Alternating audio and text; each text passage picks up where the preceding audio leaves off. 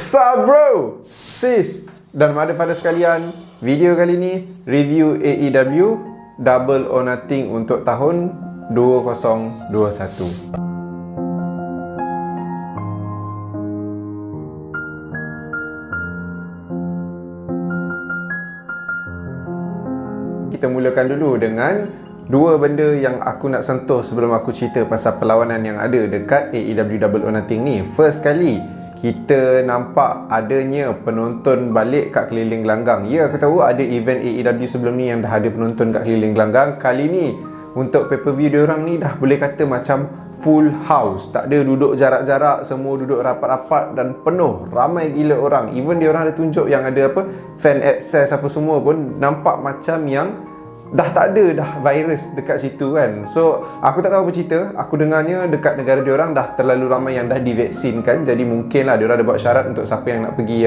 tengok live event macam ni, syarat dia mesti kena divaksinkan. Kalau kena jangkitan ke apa, at least diorang tak berada dalam keadaan yang bahaya. Bila ada penonton balik kat keliling gelanggang, AEW Double or Nothing ni meriah gila. Bagi satu kesan yang signifikan lah. Memang rasa beza dah event AEW kali ni. Dia punya vibe tu memang meriah, memang shock tengok. Dan yang kedua, kita ada debut daripada Mark Henry dan juga Lio Rush dekat AEW. Okay, kalau korang ada follow lah Instagram Berita WWE 2.0, yang tu aku punya IG yang share pasal news WWE ni kan, ataupun AEW pun news dia aku ada share dekat IG tu juga. Make sure korang follow. Dan dalam IG Berita WWE tu aku ada share satu berita ni yang bagi tahu yang ada rumours bagi tahu yang Stephen Amell dan juga Andrade yang akan buat debut dekat bukan debut, akan buat kemunculan lah dekat AEW Double or Nothing ni. Tapi tak, Mark Henry dengan Lio Rush. Mark Henry akan jadi analyst untuk show baru AEW Rampage. Aku pun tak tahu show tu pasal apa. Dan Lio Rush jadi wrestler lah kot, sebab dia jadi orang yang terakhir yang pegang kad Joker untuk Casino Battle Royale. So harapnya Lio Rush akan diperguna dengan lebih baik dekat AEW kan, sebab dekat WWE dah macam tak ada tempat untuk dia. Dan Lio Rush ni kalau kau tengok dia berlawan atas gelanggang memang shock memang best kan. So kalau buat dekat AEW aku yakin lagi best lah. Kalau dekat WWE pun kita tengok dah best kan. Okay, untuk perlawanan pula aku cuba cerita laju-laju. First kali dekat pre-show kita ada Serena Deeb defend dia punya NWA World Women Champion lawan dengan Riho. Satu perlawanan yang bagi aku sebenarnya biasa je, tapi nampak best sebab crowd function gila. Crowd yang tolong match ni. Kalau crowd tak ada, match ni confirm bosan ataupun average sahaja. Tapi jujurnya aku tak heran sangat dengan match ni, sebab daripada kau ambil NWA World Women Champion bawa dekat Women Division kau ni, baik kau utilisekan Women Division kau. Sebab AEW punya Women Division bagi aku agak boring. Aku rasa NXT dengan Raw punya Women Division lagi best. So better kau utilisekan kau punya Women Division lah. Buatlah 6 women tag team match lah. Sebab kat pre-show je pun tak penting sangat lah nak buat match besar-besar ke apa ke.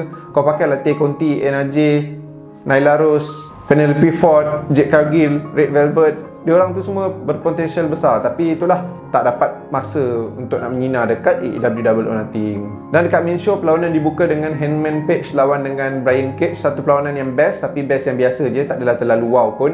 Dekat sini kita nampak lah betapa berkarismanya Hangman Page ni sampai dapat pop ataupun sambutan yang gila-gila daripada penonton. Keputusan kat sini Hangman Page menang. Boleh kata macam dia dibantulah oleh Ricky Starks dan juga Hook yang cuba datang kononnya nak tolong Brian Cage. Tapi lala Brian Cage macam tak perlukan pun tolongan diorang, dan benda tu backfire kan. Aku sukalah storytelling yang macam tu dekat dalam match ni.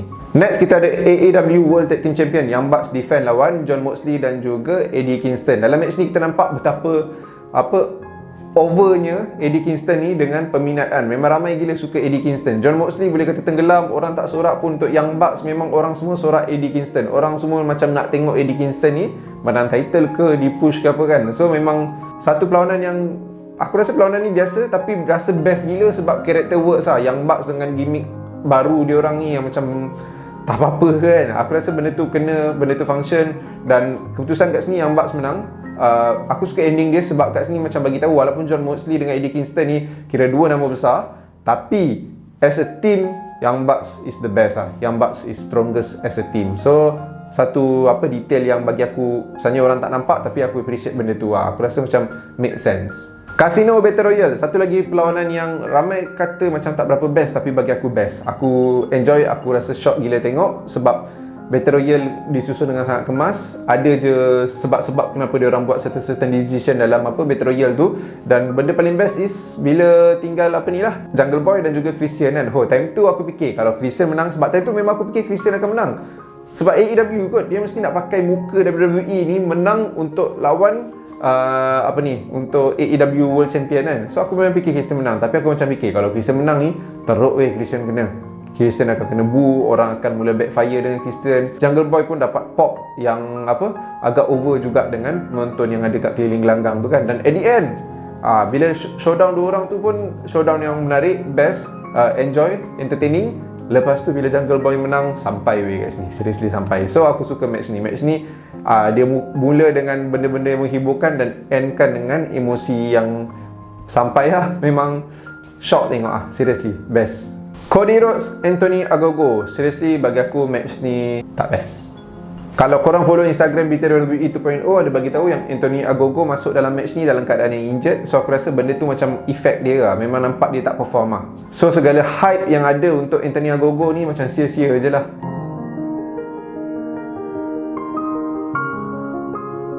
AEW TNT Championship, Miro defend dia punya title lawan dengan Lance Archer. First kali apa yang aku Lance Archer dia tak tap out, agak protect karakter dia juga. Benda yang aku tak suka, match ni macam predictable. Sebab Miro baru menang, takkanlah Miro nak kalah dia punya AEW TNT Champion tu kan. Dan untuk kualiti perlawanan pula, sayang. Awal-awal buka dengan sangat baik kot, best. Tapi dah start tengah match tu sampai habis, boring lah.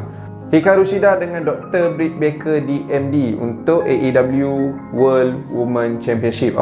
Berbeza dengan TNT Championship ni.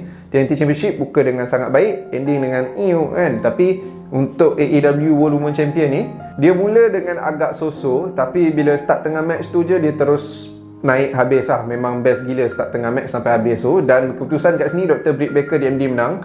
Crowd suka gila, aku pun suka gila. Sebab bagi aku Hikaru Shida dah pegang title tu agak lama. This is time for Dr. Britt Baker menyinar lah. Lagi-lagi dengan recently dia punya character development tu nampak improve dengan sangat banyak.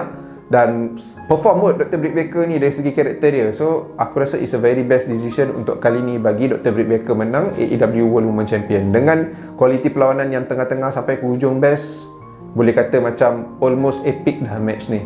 Sting dan juga Darby Allin lawan Ethan Page dan juga Scorpio Sky. Aku suka match ni. Aku rasa Darby Allin memang function gila. Dia yang macam stole the show dalam match ni. Ada je benda yang dia buat macam kita macam wah kan. Buka dengan sangat baik. Ada slow sikit kat tengah-tengah, tapi ending dia naik balik kan. Dan dekat sini kita nampak satu benda lah. Sting, you still got it. Tak sangka lah Sting boleh perform macam ni dekat AEW Double or Nothing pada umur 62 tahun weh. Keputusan kat sini pun Sting menang. Dan cara dia orang tutup match ni dengan finisher Sting tu, bila Scorpio Sky nak buat dia punya jump daripada rope, nak buat cutter tu, aku rasa ending pun sangat baik lah. AEW World Championship, satu lagi match yang bagi aku best. Aku suka gila match ni. Daripada mula sampai habis, ada je benda yang diorang ni semua nak buat. Kenny Omega function, Orange Cassidy surprisingly function, dan Pac pun function juga. Aku rasa tiga-tiga ada peranan masing-masing dalam triple threat kali ni. Keputusan kat sini Kenny Omega menang. Aku rasa predictable sebab aku tak rasa diorang nak bagi title tu dekat Pac dan juga Orange Cassidy. But a good thing dalam match ni is diorang berjaya buat Pac dan juga Orange Cassidy ni nampak macam star, nampak macam main eventer, nampak macam memang contender untuk AEW World Champion. Walaupun Kenny Omega, bagi aku Kenny Omega nama dia jauh lagi besar tau daripada Pac dengan Orange Cassidy. Tapi itulah, Kenny Omega pun berjaya bantu naikkan dua nama ni. Dengan cara dia menang pun, dia buat macam roll up, macam hampir macam roll up. Aku lupa nama move tu kan. Bukan lupa, tak tahu pun nama move tu kan. Tapi itulah, ingat Orange Cassidy dah nak menang, tapi dia reverse sikit. Aku rasa benda ni protect karakter Pac dan juga Orange Cassidy lah especially. Aku suka everything dalam match ni. Dan bila Don Callis kacau match ni pun, crowd memang mencarut kat Don Callis tu pun memang best lah. Aku rasa happening gila match ni. Dan last kali kita ada Stadium Stampede match antara Inner Circle lawan dengan The Pinnacle.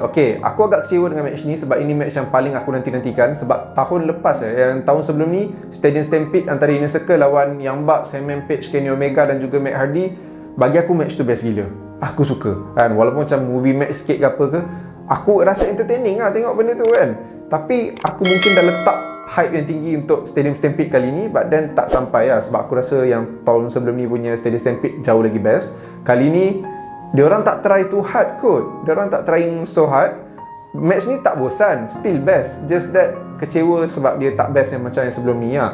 Dan aku macam kecewa satu lagi sebab PNP dengan The Revival pula FTR macam tak dapat masa nak menyinar sangat dalam match ni. Match ni memang lebih fokus dekat Y2J, MJF, Shawn Spears dan juga Sammy Guevara. Dan bila at the end Sammy Guevara menang, dia macam jadi hero untuk Inner Circle ni. Okay, yang tu aku suka sebab memang dari segi storyline itu benda yang macam reasonable lah. Kalau Pinnacle menang dan Inner Circle ni kena disband, kena berpecah, aku prefer MJF untuk yang pick up the victory lah. Tapi kalau Inner Circle ni akan kekal bersama dan menang match ni, memang Sammy Guevara yang paling layak untuk nak menangkan kumpulan Inner Circle ni. So ending yang memang bagi aku okay. Just that macam bila dia dah menang, tiba-tiba semua Inner Circle datang balik, nampak macam dia orang dah ready lah kat backstage kan. Alah, buatlah macam satu-satu orang datang asing-asing, macam betul-betul baru dia ni daripada tempat ni lawan dengan dia ni kan, ini daripada tempat ni lawan dengan dia ni. Janganlah macam semua datang sekali macam dah ready berkumpul. Bila Sammy Guevara menang, okay, semua dah boleh masuk gelanggang kan. Kita nak nampak benda tu macam betul-betul fight lah. Tapi tak ada masalah sangat lah. Suka Sammy Guevara pick up the victory, but then aku just expect lebih.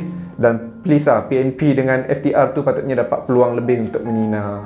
Banyak je spot yang bagi aku best apa semua, tapi itulah sebab kita dah pernah tengok lagi best kan. So macam kecewa sikit, but then still match ni tak membosankan. Best je nak tengok. Okay, secara overall, kalau aku kena bagi bintang untuk AEW Double or Nothing kali ni, aku akan bagi 7 bintang daripada 10 bintang. Mana hilang lagi 3 bintang tu? Hilang sebab bagi aku Serena Deeb dengan Riho tak berapa best, tapi diselamatkan oleh crowd. So tak nak bagi kat situ sebab total 10 perlawanan kot. Tendang satu untuk Serena Deeb dengan Riho, tendang untuk Cody dan juga Antonia Gogo, dan tendang juga untuk Miro dan juga Lance Archer. Match of the night untuk aku, AEW World Champion antara Kenny Omega, Pac dan juga Orange Cassidy. Performer of the night untuk aku ada dua. First kali Dr. Britt Baker di MD, dan yang kedua adalah penonton tu sendiri lah. Match yang bagi aku tak best pun, dia orang yang selamatkan, nampaklah macam best juga kan. Bagi ada vibe sikit supaya match tu tak nampak bosan. Okay guys, itu saja untuk review AEW Double or Nothing tahun ni. Kalau korang tak tekan lagi butang subscribe, make sure korang tekan butang subscribe. Tekan sekali butang loceng sebelah butang subscribe. Kalau korang tak tengok lagi dua video ni, make sure korang tengok salah satu, atau lagi bagus tengok dua-dua kan. I'll see you guys again in the next video. Mother father.